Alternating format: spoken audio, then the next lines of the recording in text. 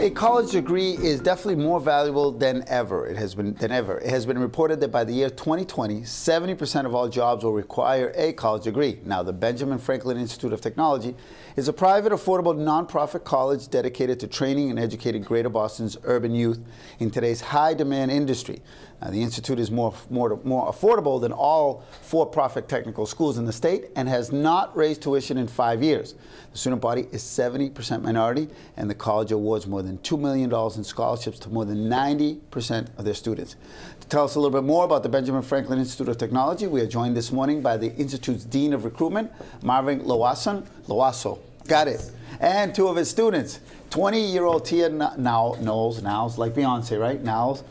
At Knowles of Mattapan, and you won't believe this guy is 30 years old, Kyle Gathers from Dorchester. I can't believe you're 30. Well, welcome to Urban Update. Thank you. I've been wanting to do this segment because I know about the Ben Franklin Institute of Technology. I know Tony. I know the work you guys done, and I wanted to have some students. But first of all, Marvin, thank you for coming by. And how do you describe the school to people that don't know much about it? Benjamin Franklin is a two-year technical college right in the heart of South End Boston. We offer very unique programs in the engineering, technology, and the STEM fields.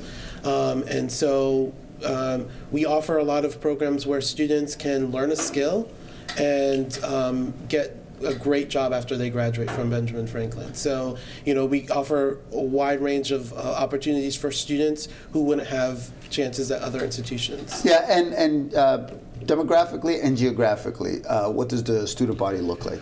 We have about 500 students coming from mostly eastern part of Massachusetts. 50% are from Boston area.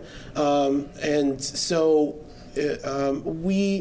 we typically see students at all ability levels. Most of our students come to our just graduating out of high school, but the average age is about 21. Yeah.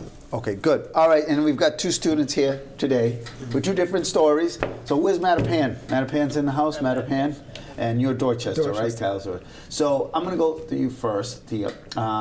What are you studying, and where do you see yourself in the next 5 years? I'm studying health information technology, and in the next 5 years, I see myself working in the healthcare department. Now take me to what is that major? Because I didn't understand anything you just said about that.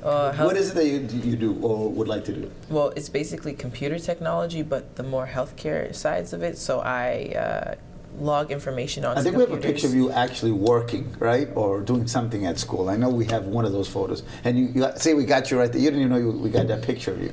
So what are you doing there? I'm actually working on my web design. I'm in a web design class. I code and I make web pages, and I was actually making a web page on Magic for a project. So that's one of the cool curriculars I get to take for my classes. That's good. It's one of the more fun classes you can take for healthcare information technology.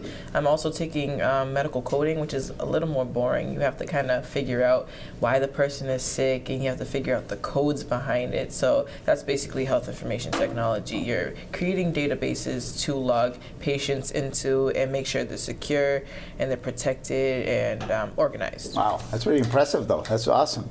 Now, I'm impressed by you because you do not look 30 years old, first of all.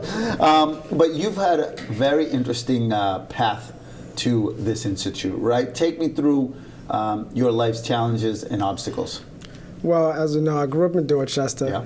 And growing up in Dorchester, I grew up in the Grove Hall section of Boston, and through that whole section, it was a very dangerous environment growing up in, and all the friends, we all shared the same sentiment, whether our parents weren't in the house all the time, whether we had brothers that were incarcerated or uncles that were involved in gangs, and those were the role models that we had at that time.